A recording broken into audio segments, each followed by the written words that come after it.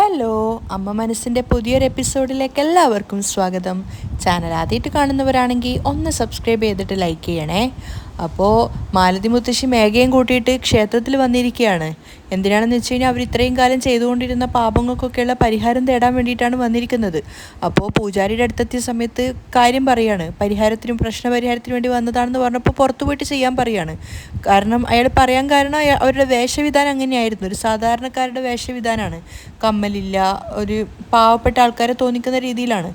അപ്പോൾ മാലതി മുത്തശ്ശി പൂജാരിയോട് ചോദിക്കുന്നുണ്ട്, സ്വാമി എന്നെ കണ്ടിട്ട് മനസ്സിലായില്ലേ?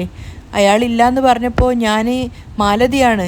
അത് കണ്ടപ്പോൾ അയാൾ ചോദിക്കുകയാണ്, മാലതിയോ, നിങ്ങളെന്താ ഇങ്ങനെ? സാധാരണ വരുമ്പോൾ ഒരുപാട് സ്വർണ്ണങ്ങളൊക്കെ അണിഞ്ഞ് നല്ല വേഷവിധാനത്തോടു കൂടിയാണല്ലോ വരാറുണ്ടായിരുന്നത്.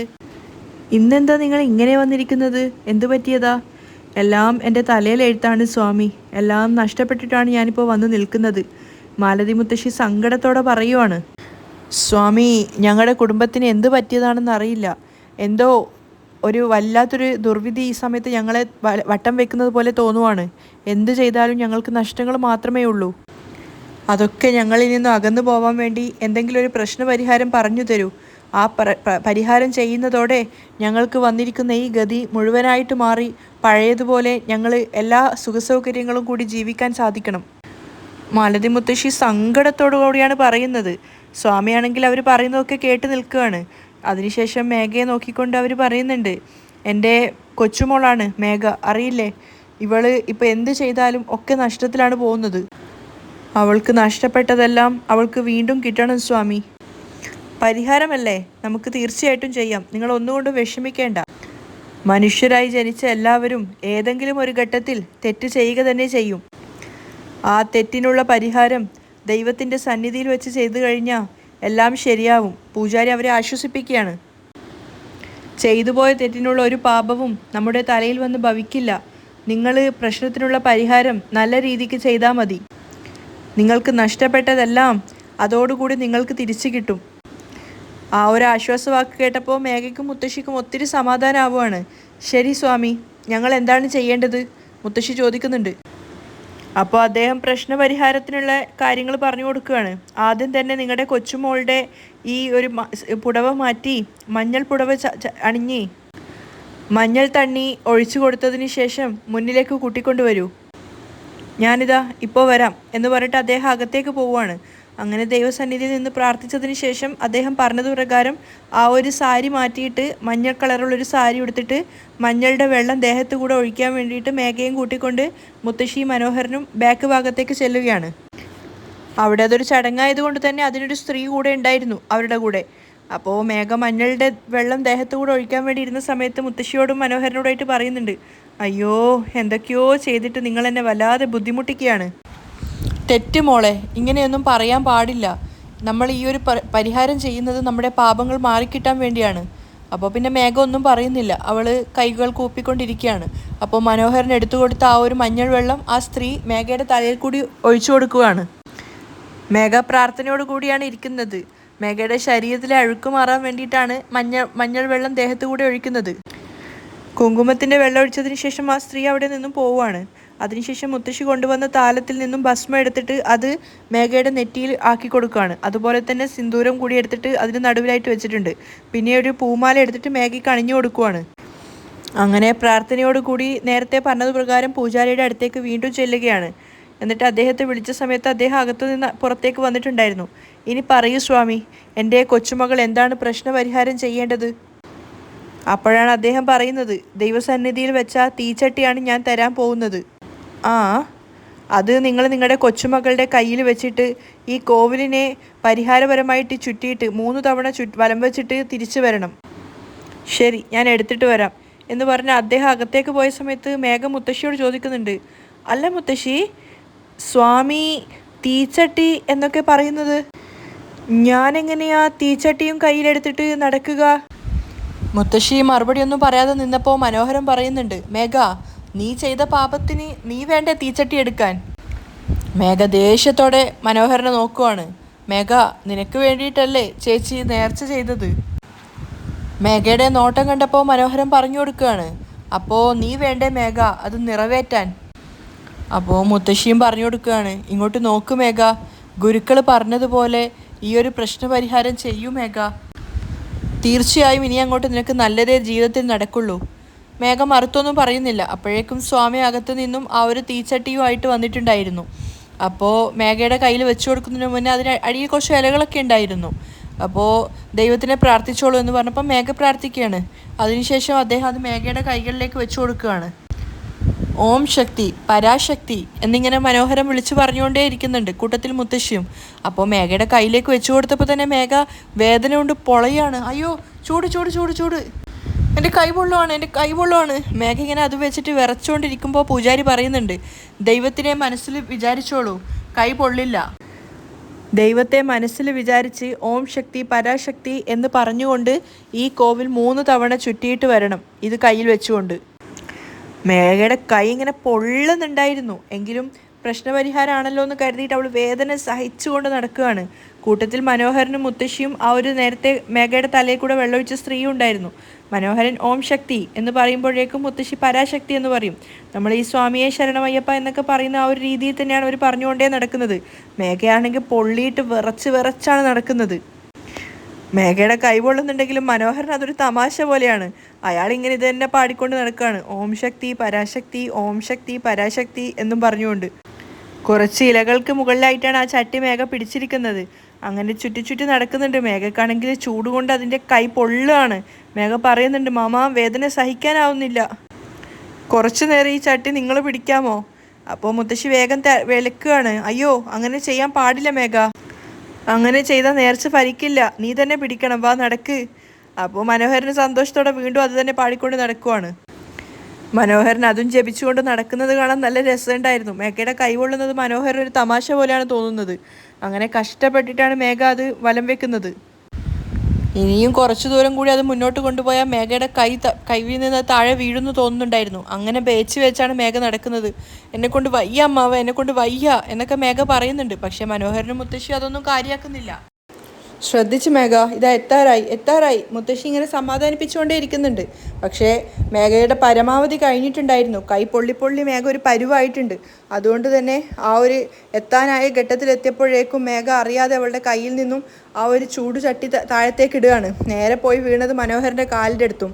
മനോഹരൻ തീരെ ആ ഒരു കനൽ കാരണം കാല് പൊള്ളുന്നുണ്ടായിരുന്നു. അയാളും നിലവിളിക്കുകയാണ്, അയ്യോ എൻ്റെ കാല് അയ്യോ ചൂടായേ ചേച്ചി, എൻ്റെ കാല് പോയി എന്നൊക്കെ പറഞ്ഞ് മനോഹരൻ ഇങ്ങനെ ബഹളം വെക്കുകയാണ്. അപ്പോൾ മേഘയാണെങ്കിൽ ഒന്നും പറയാതെ നിൽക്കുന്നുണ്ട്. അവളുടെ കൈയൊക്കെ പൊള്ളിയിട്ടുണ്ടായിരുന്നു. അതുപോലെ മുത്തശ്ശിയും ഒന്നും പറയാതെ പേടിയോടെ നിൽക്കുമ്പോഴേക്കും പൂജാരി അങ്ങോട്ടേക്ക് വരികയാണ്. ശിവ, എന്താ നിങ്ങൾ ഈ ചെയ്തിരിക്കുന്നത്? നിങ്ങൾ ചെയ്ത പ്രശ്നത്തിനുള്ള പരിഹാരം ഒക്കെ വെറുതെ ആയിരിക്കുന്നു. സ്വാമിയുടെ സംസാരം കേട്ടതും മേഘ ശരിക്കും ഞെട്ടിപ്പോയി. കാരണം അത്രയും നേരം ചൂടുള്ള ആ ഒരു ചട്ടി എടുത്തത് വന്നിട്ടും ഇത്ര നേരം ചെയ്തത് വെറുതെ ആയെന്ന് കേട്ടപ്പോൾ അയ്യോ മുത്തശ്ശിക്കും സങ്കടമാവുകയാണ്.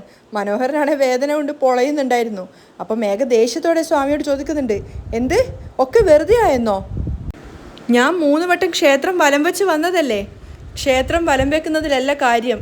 നിങ്ങൾ ആ ഒരു തീച്ചട്ടി എടുത്തുകൊണ്ടുപോയി ദൈവത്തിൻ്റെ പാദങ്ങളിൽ വെച്ച് ചെയ്തു പോയ പാപങ്ങൾ ഏറ്റുപറഞ്ഞ് അവിടെ മാപ്പിന് അപേക്ഷിക്കണം. അപ്പോഴേ ഈ പ്രശ്നപരിഹാരം പൂർണ്ണമാവുള്ളൂ. എന്നാൽ നിങ്ങളത് പൂർത്തീകരിക്കുന്നതിന് മുന്നേ തീച്ചട്ടി ഇവിടെ തന്നെ ഉടച്ചു കളഞ്ഞു. അതുകൊണ്ട് ഇനിയൊരു ദിവസം വന്ന് ഈ പ്രശ്നത്തിനുള്ള പരിഹാരം ചെയ്തേ പറ്റൂ. മുത്തശ്ശി ആകെ സങ്കടത്തിലായിട്ടുണ്ടായിരുന്നു. അപ്പോൾ മേഘ പറയുന്നുണ്ട്, ദേഷ്യത്തിലാണ് മേഘ ഉള്ളത്. ഇനി ഒരു ദിവസം കൂടി വരാൻ എന്നെക്കൊണ്ട് സാധിക്കില്ല. ഇന്ന് തന്നെ പരിഹാരത്തിനുള്ള പൂജകളൊക്കെ പറഞ്ഞിട്ട് തീർത്തേക്ക്. അപ്പോൾ അത് കേട്ടപ്പോൾ സ്വാമി പറയുന്നുണ്ട്, അങ്ങനെ ഇന്ന് തന്നെ ചെയ്യാൻ സാധിക്കില്ല, ദൈവത്തിൻ്റെ കോപത്തിനിടയാവും. അയ്യോ അതുകൂടിയോ? മനോഹരം പറയാണ്. അപ്പോൾ മുത്തശ്ശി പറഞ്ഞു കൊടുക്കുന്നുണ്ട്, മേഘ മിണ്ടാതിരിക്കും മോളെ, ഇനിയൊരു ദിവസം വന്നിട്ട് നമുക്ക് പരിഹാരം ചെയ്യാം. ഇനി ഒരു ദിവസം കൂടി എന്നെക്കൊണ്ട് വരാൻ സാധിക്കില്ല മുത്തശ്ശി, ഇന്ന് തന്നെ വേണമെങ്കിൽ ചെയ്യാൻ നോക്ക്. എന്താ മേഘ ഇങ്ങനെ പറയുന്നത്? പിന്നല്ലാതെ ഇത് തന്നെ നോക്ക്, എൻ്റെ കൈ മുഴുവൻ പൊള്ളിയിരിക്കുക എന്ന് പറഞ്ഞ് മേഘ കൈ കാണിക്കുന്ന സമയത്ത് കൈ മൊത്തം പൊള്ളിയിരിക്കുകയായിരുന്നു. അത് കണ്ട് മുത്തശ്ശിയും മനോഹരനും ആകെ വല്ലാതാവുകയാണ്. മേഘ വേദന കൊണ്ട് പൊളയുമായിരുന്നു. അപ്പോൾ സ്വാമി അത് കണ്ടപ്പോൾ പറയുന്നുണ്ട്, ഇതെന്താ കൈ ഇത്രയധികം പൊള്ളിയിരിക്കുന്നത്? അതിനും മാത്രം പാപങ്ങൾ ചെയ്തിട്ടുണ്ടാവും. നിങ്ങൾ ചെയ്യുന്ന പാപങ്ങൾ എത്രത്തോളം ഉണ്ടോ അത്രത്തോളം നിങ്ങളുടെ കൈ പൊള്ളും. അത് കേട്ട സമയത്ത് മുത്തശ്ശി മേഘ ഒരുപോലെ ഞെട്ടി നിൽക്കുകയാണ്. അപ്പോൾ മനോഹരൻ പറയുന്നുണ്ട്, സ്വാമി നിങ്ങൾ പറഞ്ഞത് വളരെയധികം കറക്റ്റാണ്. അത് കേട്ടപ്പോൾ മേഘ ദേഷ്യത്തോടെ മനോഹരനെ നോക്കുകയാണ്. മനോഹരൻ വിചാരിക്കുന്നുണ്ട്, അയ്യോ എൻ്റെ വായ വെറുതെ ഇരിക്കില്ല, ഇപ്പം ഞാൻ തന്നെ ഇതിനുള്ള ഉത്തരം കൂടി കൊടുക്കേണ്ടി വരും. മേഘ നല്ല ദേഷ്യത്തിലാണുള്ളത്. അവൾ മുത്തശ്ശിയോട് പറയുന്നുണ്ട്, ഇങ്ങോട്ട് നോക്കൂ മുത്തശ്ശി, ഇനി മേലാൽ പരിഹാരം അത് ഇതെന്ന് പറഞ്ഞിട്ട് എന്നെ ഇങ്ങോട്ടേക്ക് കൂട്ടിയിട്ട് വരരുത്. ഇനി എന്ത് ചെയ്യണമെങ്കിലോ നിങ്ങൾ രണ്ടുപേരും തന്നെ ചേർന്ന് ചെയ്യാൻ നോക്ക്, എന്നെ വിട്ടേക്ക് എന്ന് പറഞ്ഞ് കഴുത്തിലണിഞ്ഞ മാല വലിച്ചെറിഞ്ഞിട്ട് മേഘ അവിടുന്ന് ദേഷ്യത്തോടെ പോവുകയാണ്. ഏയ് മേഘ മേഘ എന്ന് രണ്ടുപേരും പിന്നീന്ന് വിളിക്കുന്നുണ്ട്. മനോഹരനാണെങ്കിൽ മേഘയ്ക്കൊപ്പം പോകാനാവില്ല, കാരണം അയാളുടെ കാല് നല്ല വേദന ഉണ്ടായിരുന്നു. അപ്പോൾ അയാൾ ചേച്ചിയോട് ചോദിക്കുന്നുണ്ട്, എന്താ ചേച്ചി മേഘ ഇങ്ങനെ ദേഷ്യപ്പെട്ട് പോയാലോ? കലികാലം എന്ന് പറഞ്ഞ് പൂജാരി അകത്തേക്ക് പോവുകയാണ്. അപ്പോൾ മനോഹരൻ ചോദിക്കുന്നുണ്ട്, ചേച്ചി അടുത്ത പരിഹാരമായിട്ട് ഒന്നുകൂടി ഇതുപോലെ ചെയ്താലോ? എന്തിന്? എന്നെ പിടിച്ചിട്ട് തീയിലേക്ക് ഇടാനോ? നീ ഒന്നും മിണ്ടാതെ പോ. ചേച്ചി ഇല്ല ചേച്ചി. അയ്യോ പോയോ? രക്ഷപ്പെട്ടതാ അല്ലേ? നിൽക്ക്, ഞാൻ വരുന്നുണ്ട് എന്ന് പറഞ്ഞിട്ട് പോകാൻ നോക്കുകയാണ് മനോഹരൻ. പക്ഷെ അയാളുടെ കാല് പൊള്ളിയതുകൊണ്ട് അയാൾക്ക് നടക്കാനാവുന്നില്ല. ഓം ശക്തി, എൻ്റെ കാല് പോയി ശക്തി എന്നൊക്കെ മനോഹരം പിറുപിറുക്കുന്നുണ്ടായിരുന്നു. അതേസമയം രാത്രിയായപ്പോൾ ടെറസിന് മുകളിൽ വന്നിരിക്കുകയാണ് ആരതി. അവളുടെ മനസ്സ് നിറയെ രാവിലെ ആകാശ് വന്ന് പറഞ്ഞ കാര്യങ്ങളാണ് ഉണ്ടായിരുന്നത്. പെട്ടെന്ന് തന്നെ മറ്റൊരു പെൺകുട്ടിയെ കണ്ടെത്തിയിട്ട് എൻ്റെ വിവാഹം നടത്താൻ തീരുമാനിച്ചിരിക്കുകയാണ് എൻ്റെ അച്ഛൻ. എനിക്ക് ഒരു കാരണവശാലും എൻ്റെ അച്ഛനെ എതിർക്കാനും സാധിക്കില്ല. വരുന്ന വെള്ളിയാഴ്ച പൊന്നിയമ്മൻ ക്ഷേത്രത്തിൽ വെച്ച് എനിക്കും അവൾക്കും കല്യാണമാണ്. അപ്പോൾ ആ ഒരു കാര്യങ്ങളൊക്കെ ഓർക്കും തോറും ആരതി ഇങ്ങനെ ആലോചിച്ച് കരഞ്ഞുകൊണ്ടേ ഇരിക്കുകയാണ്. അവസാനം അവൾ ഫോൺ എടുത്തിട്ട് ആകാശിൻ്റെയൊക്കെ വീഡിയോ കോൾ ചെയ്യാണ്. ആദ്യത്തെ കോൾ വന്നപ്പോൾ ആകാശ് എടുക്കുന്നില്ല. പക്ഷെ ആരതി തോറ്റു പിന്മാറാൻ തയ്യാറില്ലായിരുന്നു. അവൾ രണ്ടാമത് വീണ്ടും വിളിച്ച സമയത്ത് ആകാശ് കോൾ അറ്റൻഡ് ചെയ്യാണ്. ആകാശ് കോൾ എടുത്ത സമയത്ത് ആരതി ചോദിക്കുന്നുണ്ട്, ആകാശ് നിന്റെ അച്ഛൻ കണ്ടുവെച്ച പെണ്ണിനെയാണോ നീ വിവാഹം ചെയ്യാൻ പോകുന്നത്? ആകാശ് ഒന്നും പറയാതെ തലതാഴ്ത്തി നിൽക്കുകയാണ്. അപ്പോൾ കരഞ്ഞുകൊണ്ട് ആരതി വീണ്ടും ചോദിക്കുന്നുണ്ട്, പറ ആകാശ്, ആ പെണ്ണിനെയാണോ നീ വിവാഹം ചെയ്യുന്നത്? എനിക്ക് ആ പെൺകുട്ടിയെ കല്യാണം ചെയ്യാൻ സാധിക്കില്ല എന്ന് ഞാൻ എൻ്റെ അച്ഛനോട് ഒരുപാട് തവണ പറഞ്ഞു നോക്കി, പക്ഷേ അച്ഛൻ കേൾക്കുന്നില്ല. ആകാശം സങ്കടത്തോടെ തിരിച്ച് മറുപടി പറയാണ്. ആ പെണ്ണിനെ കല്യാണം ചെയ്തില്ലെങ്കിൽ അച്ഛൻ സൂയിസൈഡ് ചെയ്യുന്നു പറഞ്ഞ് എന്നെ ഭീഷണിപ്പെടുത്തുവാണ്. എനിക്ക് എന്താ ചെയ്യേണ്ടതെന്ന് അറിയില്ല ആരതി. അപ്പോൾ അവൾ പറയുന്നുണ്ട്, ആകാശ് നമ്മൾ ഒരാളെ അത്രയധികം സ്നേഹിക്കുന്നവരാണ് ആകാശ്. എനിക്ക് നീ ഇല്ലാതെ ജീവിക്കാൻ ആവില്ല ആകാശ്. ദയവ് ചെയ്ത് നീ അതൊന്നും മനസ്സിലാക്ക്. ആകാശ് മറുപടിയൊന്നും പറയാതെ കരഞ്ഞു നിൽക്കുകയാണ്. പ്ലീസ് ആകാശ്, ഈ കല്യാണം നിൻ്റെ അച്ഛനോട് പറഞ്ഞിട്ട് എങ്ങനെയെങ്കിലും നീ ഒന്ന് നിർത്തിവെക്ക്. അപ്പോൾ അവൻ പറയുന്നുണ്ട്, ആരതി എനിക്ക് എന്താ തീരുമാനം എടുക്കേണ്ടതെന്ന് പോലും മനസ്സിലാവുന്നില്ല. സത്യത്തിൽ ഞാൻ വല്ലാത്ത സംശയത്തിലാണ്. ദയവ് ചെയ്ത് എൻ്റെ അവസ്ഥ നീ ഒന്ന് മനസ്സിലാക്ക്. ആകാശ്, നമ്മൾ രണ്ടുപേരും പ്രണയിക്കുന്ന കാര്യം നിൻ്റെ അച്ഛനോട് പറഞ്ഞു കാണില്ല. പറഞ്ഞിട്ടുണ്ടായിരുന്നെങ്കിൽ തീർച്ചയായിട്ടും അദ്ദേഹം നമ്മൾ മനസ്സിലാക്കുമായിരുന്നു. അയ്യോ ആരതി, ഞാൻ ഒരുപാട് തവണ അദ്ദേഹത്തോട് ആ കാര്യം പറഞ്ഞു, പക്ഷെ അദ്ദേഹം മനസ്സിലാക്കുന്നില്ല. അപ്പോൾ ആ പെണ്ണിനെ കല്യാണം ചെയ്യാൻ പോവാണല്ലേ? ആരതി, ഞാൻ കല്യാണം ചെയ്തില്ലെങ്കിൽ അച്ഛൻ മരിച്ചു കളയുന്നാണ് പറയുന്നത്. അത് ഓർക്കുമ്പോഴാണ് എനിക്ക് പേടിയാവുന്നത്. അപ്പോൾ ആരതി ചോദിക്കുന്നുണ്ട്, അപ്പോൾ നിനക്ക് നിൻ്റെ അച്ഛൻ്റെ ജീവനാണ് വലുതല്ലേ? എന്നെപ്പറ്റി നീ കുറച്ചു പോലും ചിന്തിക്കുന്നില്ല അല്ലേ? ശരി, ആ പെണ്ണിനെ കല്യാണം കഴിച്ച് സന്തോഷമായിട്ട് ജീവിക്ക്. ആകാശ് മറുപടി പറയാനാവാതെ നിൽക്കുകയാണ്. ഞാൻ ഈ ടെറസിന് മുകളിലാണുള്ളത്. ഇതിന് മുകളിൽ നിന്ന് താഴേക്ക് വീണ് ഞാൻ മരിച്ചോളാം. അത് കേട്ടതും ആകാശ് വീണ്ടും ഭയന്നു പോയിട്ടുണ്ടായിരുന്നു. ആരതി, അങ്ങനെയൊന്നും ചെയ്യല്ലേ ആരതി, ഞാൻ നേരിട്ട് വരാം. വേണ്ട ആകാശ്, ഇനി നീ ഇങ്ങോട്ടേക്ക് വരണ്ട. ഇനി നീ വന്നിട്ട് കാര്യവുമില്ല. നീ ആ പെണ്ണിനെ തന്നെ കല്യാണം ചെയ്തോളൂ. എന്നിട്ട് നിങ്ങൾ സുഖമായിട്ട് സന്തോഷത്തോടെ ജീവിക്ക്. ഞാൻ എൻ്റെ ജീവിതം ഇപ്പം ഇവിടെ വെച്ച് അവസാനിപ്പിക്കാം. അതുപോലെ നീ പോയി നിൻ്റെ അച്ഛനോട് പറ, ഇനി എന്നെക്കൊണ്ട് നിങ്ങളുടെ ജീവിതത്തിൽ ഒരു ശല്യം ഉണ്ടാവില്ല എന്ന് നിൻ്റെ അച്ഛനെ പറഞ്ഞ് നീ മനസ്സിലാക്കി കൊടുക്ക്. ആരതി ആകാശ് വിളിക്കുന്നുണ്ടായിരുന്നു. പക്ഷെ അപ്പോഴേക്കും ആരതി അവളുടെ കയ്യിലുണ്ടായിരുന്ന ഫോൺ എറിഞ്ഞു പൊട്ടിക്കുകയാണ്. എന്നിട്ട് പൊട്ടി കരയാണ്. ആരതി ടെറസിന് മുകളിൽ നിന്ന് നേരെ അതിൻ്റെ സെൻസൈഡിന് മുകളിലേക്ക് കയറി നിൽക്കുകയാണ്. അവളെ താഴേക്ക് ചാടാൻ ഒരുങ്ങുന്ന സമയത്താണ് പെട്ടെന്ന് ഒരു കൈ വന്ന് ആരതിയുടെ കാലിന് പിടിക്കുന്നത്. ആരതി തിരിഞ്ഞു നോക്കുന്ന സമയത്ത് ജാനകി ആയിരുന്നു അത്.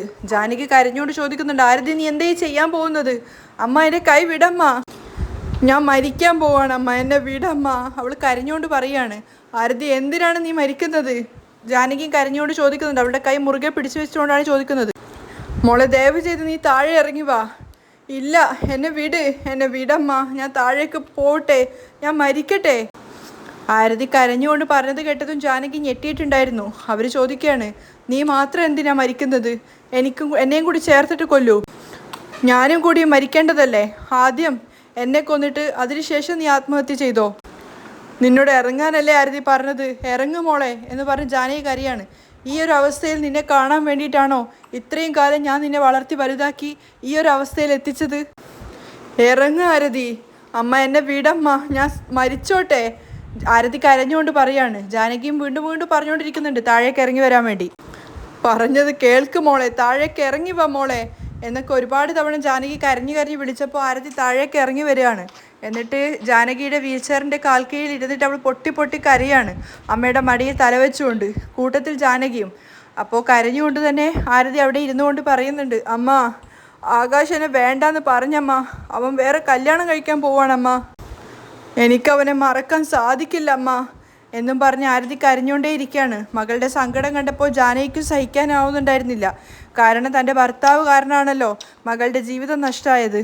അതോർത്ത് അവർ രണ്ടുപേരും സങ്കടത്തോടെ കരയാണ്. അവിടെയാണ് ഇന്നത്തെ എപ്പിസോഡ് വൈൻഡപ്പ് ചെയ്യുന്നത്. ചാനൽ ആദ്യമായിട്ട് കാണുന്നവരാണെങ്കിൽ ഒന്ന് സബ്സ്ക്രൈബ് ചെയ്തിട്ട് ലൈക്ക് ചെയ്യണേ.